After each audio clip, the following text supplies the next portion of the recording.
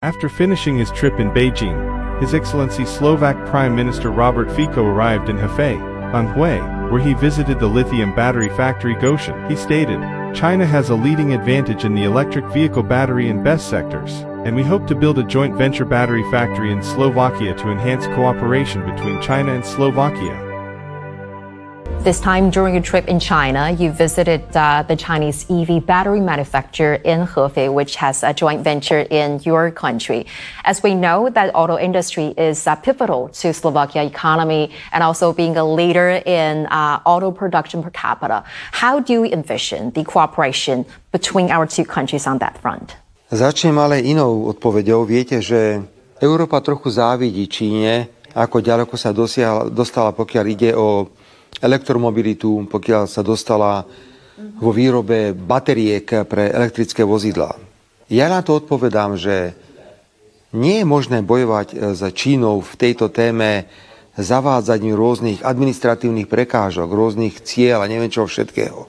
My musíme bojovať rovnakou kvalitou, musíme bojovať cenami.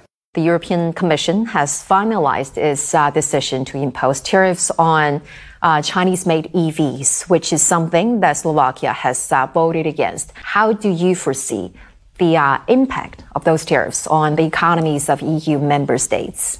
Slovensko odmietlo a hlasovalo proti návrhu Európskej komisie zaviesť dodatočné clá na elektroautá, pokiaľ ide o Čínu a ich dovoz do Európy. A pritom si ťažko, ako keby sme si uvedomovali, že Slovensko je krajina, ktorá vyrába najväčší počet aut na svete na hlavu a sú to hlavne autá strednej triedy a luxusné autá, ktoré sa často vyvážajú do Číny. Musíme na naše územie dostať nielen výrobu aut, ale musíme dostať aj výrobu napríklad batériek, ktoré sú dôležité pre elektrické autá, ktoré sa rozvíjajú. Preto tento projekt Gotion je pre Slovensko neuveriteľne dôležitý.